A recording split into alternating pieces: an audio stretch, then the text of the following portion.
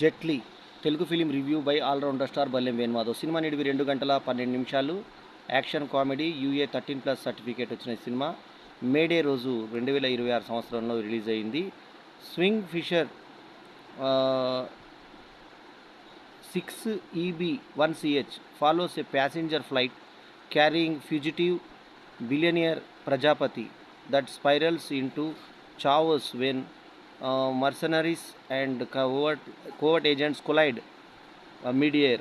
Amidst the unraveling mission, Special Agent Shivani Roy fights for control while a mysterious protagonist wakes up in the uh, aircraft's bathroom with no memory and a deadly secret hidden inside him. So అతను actually multi personality disorder ఉన్నట్టుగా సత్యపాత్రను చిత్రీకరించారు. సత్య నితన్ అంటే ఆ సత్య పాత్ర వెన్నెల కిషోర్ అని చెప్పి క్లైమాక్స్లో చూపించారు. ఇక రియా సింగ్యా వచ్చేసి హీరోయిన్గా ఒక అధికారి పాత్రను పోషించింది. సో ఇదంతా ఒక ఫ్లైట్లో సాగుతుంది. ఇంటర్వెల్ అయితే పూర్తి ట్రాష్, మనకి హీరో పడిపోతున్నాడు కిందికి, అది ఇంటర్మిషన్ అని చెప్పి పడింది. పడ్డ తర్వాత గాల్లో తేలుకుంటూ మళ్ళీ ఫ్లైట్లో పోవడం అనేది పెద్ద కామెడీ, మనకి అసలు కామెడీలకెల్లా పెద్ద కామెడీ. వెన్నెల కిషోర్ మీసాల మీద ఒక పట్టీలాగా పెట్టేసి ఒక డిఫరెంట్గా కనిపించాడు లుక్. వివా హర్ష ఫ్లైట్ నడిపించేటువంటి పైలట్గా ఒక డిఫరెంట్ పాత్ర చేసిన ఈ సినిమాలో కబీర్ దుహాన్ సింగ్ ప్రయాణికుల్లో ఒక ప్రయాణికునిగా ఈ ప్లాన్ చేసేటువంటి వ్యక్తిగా, ఏదైతే హైజాక్ ప్లాన్ చేసే వ్యక్తిగా నటించాడు. రితేష్ రాణా ఇంతకుముందు మత్తు బదలరా 1, మత్తు బదలరా 2 సినిమాలతో పాపులర్ అయిన డైరెక్టరు. చిరంజీవి కొంచెం ప్రముఖ నిర్మాతనే, అతను చేసినటువంటి సినిమా కాలభైరవ మ్యూజిక్తో, మరి సురేష్ సారంగం సినిమాటోగ్రఫీతో, కార్తీక శ్రీనివాస్ ఎడిటింగ్తో వచ్చినటువంటి ఈ సినిమా ఎలా ఉంది అంటే సినిమాలు సాధారణంగా చెత్త సినిమాలు అనేటివి ఉంటాయి, కానీ మరీ చెత్త సినిమాలు వేరుకుంటే దాంట్లో నెంబర్ 1 ప్లేస్ వచ్చే సినిమా జెట్లీ. టైటిల్ కూడా మళ్ళీ ఇంగ్లీష్లో, తెలుగు సినిమా ఇంగ్లీష్ లెటర్స్తో జెట్లీ అని చెప్పేసి JETLEE. జెట్ అంటే ప్లేన్ అని, లీ అంటే ఆ జెట్లీ బ్రూస్లీ వల్ల ఎదిలాగా జెట్లీ లాగా పెట్టేసి డిఫరెంట్గా ప్లాన్ చేసేటువంటి ఇది చేశారు. ఒక లుక్, సత్య లుక్ ఒకటే ఇది. తర్వాత సత్యకు ఒక టైటిల్ పడింది, సెక్సీ సైరన్ సత్య అని చెప్పి పడింది. సరే, ఇందులో వెన్నెల కిషోర్, శ్రీనివాస్ రెడ్డి ఇలాంటి వాళ్ళ యాక్టర్లు అందరూ ఉన్నారు. తమాష ఏంటంటే వెన్నెల కిషోర్ కూడా హీరోగా ట్రై చేసి ఫెయిల్ అయ్యాడు, శ్రీనివాస్ రెడ్డి కూడా హీరోగా ట్రై చేసి ఫెయిల్ అయ్యాడు, వివా హర్ష కూడా హీరోగా ట్రై చేసి ఫెయిల్ అయ్యాడు. వీళ్ళందరూ కూడా యాక్ట్ చేసిన వాళ్ళ హీరోలుగా. ఇది సత్య టర్ను. సరే, సత్య వరకు ఎలా ఉందంటే సత్య వరకు పర్ఫార్మెన్స్ బాగున్నా కూడా కథలో ఏం దమ్ము లేక, ఒక పాటలు లేవు, పద్యాలు లేవు, కామెడీ లేదు, ఏమీ లేదు. సుదర్శనంకేమో మోషన్స్ వస్తలేవని చెప్పేసి అంటే ఇతను ఇలా తిప్పేసరికి కడుపులో మోషన్స్ వస్తాయంట, బాంబు వేస్తారంటాడు, అది పిత్తులాగా. అయితే ఆ బాంబు నేను అక్కడే వేస్తానంటే నిజంగా బాంబు ఏమో అనుకొని చెప్పి ఎవరైతే రాయి ఉందో ఈమె రైనా సింగ్ ఆమె ఏదో హడావుడి పడిపోతుంది. So fights, unnecessary fights. అజయ్ది ఇంకొక ఇంపార్టెంట్ రోలు. సో తను మర్చిపోయినటువంటి క్యారెక్టర్లో సత్య లాస్ట్లో అతను వేదవ్యాస్ అని చెప్పి డాక్టర్ అని, ఒక ప్రముఖ డాక్టర్ అని చెప్పేసి అతను అసిస్టెంట్ లాగా కబీర్ దుహాన్ సింగ్ చెప్తాడు. కబీర్ దుహాన్ సింగ్ ఏమో ఆయన అసిస్టెంట్ అంటే ఆయన కబీర్ సింగ్ పర్సనాలిటీ ఇక్కడ, సత్య పర్సనాలిటీ ఇక్కడ సింగ్ కాదు మనకి. ఒక్క సత్య రెగ్యులర్ మ్యానరిజమ్స్, ఆయన స్టైల్ ఒక్కటే బాగుంది. Last end even closing song ఏదైతే ఉంటుందో, ఇప్పుడు ఈ మధ్య లాస్ట్ ఎండ్ టైటిల్స్ కంప్లీట్ అయ్యేటప్పుడు సాంగ్ పెడుతున్నారో ఆ సాంగ్తో సహా సినిమాలో ఎక్కడ కూడా మనకు కొత్తదనం కానీ న్యాచురాలిటీ కానీ లేకుండా ఒక రూ. 200 250 టికెట్ పెట్టుకొని వచ్చిన వాళ్ళకి పూర్తి నిరాశ కలిగించే సినిమాగా జెట్లీని చెప్పుకోవచ్చు. ఈ మధ్య కాలంలో నేను ఇటువంటి సినిమాని అయితే చూడలే. ప్రతి క్షణము అలా కౌంట్ చేసుకొని చూడాల్సినంత భారంగా ఉంటుంది. ఒక్క నచ్చే సన్నివేశం కానీ, ఒక ఆకట్టుకునే ఇది కానీ ఉండదు. ఫ్లైట్లో తీసినటువంటి దీని కింద ఏదో కలర్ ఇచ్చారు కానీ స్టార్టింగ్ సీనే చాలా అనవసరంగా కింద బాత్రూంలో పడిపోయిన హీరోని చూపిస్తారు. హీరో ఎవరు, నేను హీరో అంటాడు. మళ్ళీ హీరో ఎవరు, సత్య.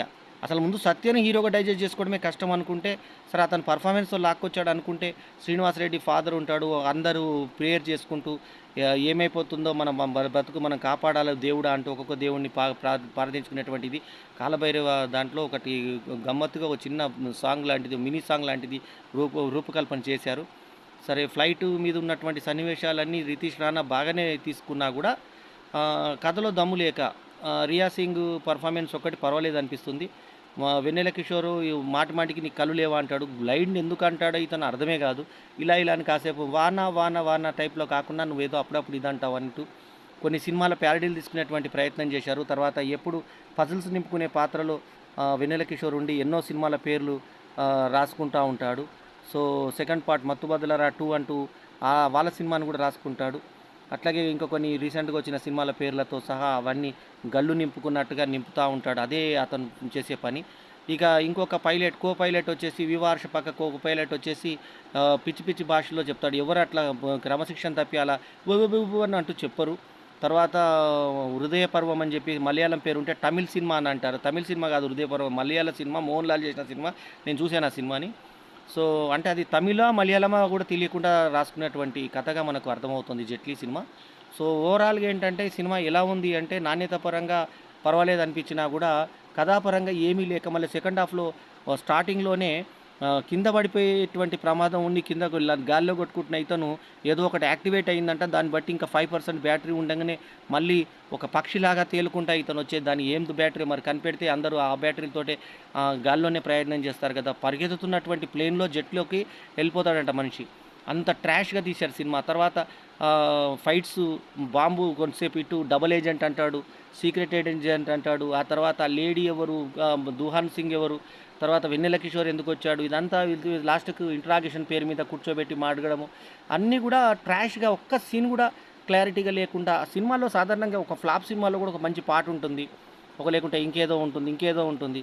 ఇప్పుడు 'ఓ సిమనసా' అని తీసిన 'చైతన్య' అనే సినిమాలో వచ్చిన పాట అక్కినే నాగార్జునది అటర్ ఫ్లాప్ సినిమా. కానీ అందులో సూపర్ హిట్ పాట ఉంది.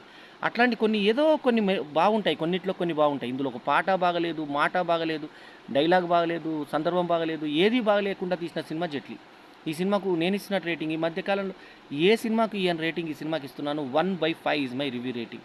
ఎందుకంటే ఈ సినిమా మీద ఏదో కోపంతో కాదు. మళ్ళీ ఆ ప్రొడ్యూసర్ పేరు నెక్స్ట్ సినిమా నేను చేస్తాను చెర్రీ తోనే చేస్తానని చెప్పి ప్రొడ్యూసర్‌ని హైలైట్ చేసుకోవడం. మళ్ళీ దీనికి సెకండ్ పార్ట్ అండి వాళ్ళే డౌట్ వచ్చింది. ఈ సినిమాకి సెకండ్ పార్ట్ ఉండకపోవచ్చు. కాబట్టి అంటూ వాళ్ళే చెప్పుకోవడము. ఇలాంటివన్నీ చాలా తమాషాగా నేనే చెప్తాను ఆన్సర్ అంటూ చెప్పడము. ఇవన్నీ కూడా తమాషాగా అనిపించాయి. మొత్తానికి దీనికి పోటీగా విడుదలైనటువంటి 'గాయపడ్డ సింహం' గానీ, 'జెట్లీ' గానీ 2 చూసుకుంటే రెండిట్లో కూడా ఏది బాగలేదనే చూడాలి తప్ప ఏది బాగుందని చూడనటువంటి పరిస్థితి ఏర్పడిన సినిమాలివి. సో ప్రేక్షకుల టైంని, మనీని వేస్ట్ చేసే సినిమాల్లో ఇదొకటని చెప్పి భావిస్తూ ఈ మధ్య కాలంలో ఇటువంటి అంటే ఇంత కేర్‌లెస్‌గా తీసిన సినిమా ఇంకేది లేదని చెప్పి మరోసారి తెలియజేస్తూ 1/5 మీ రివ్యూ రేటింగ్. ఈ రివ్యూ గనుక మీకు నచ్చితే లైక్ చేయండి, కామెంట్ చేయండి, షేర్ చేయండి. మా ఛానల్‌కు తప్పకుండా సబ్స్క్రైబ్ చేయండి. ఎల్లప్పుడూ మీ ఆదరాభిమానాలను ఆశించే me all rounder star బల్లెం Venu. ఈ సినిమాకొచ్చిన సర్టిఫికేట్ యూఏ 13+. జై హింద్.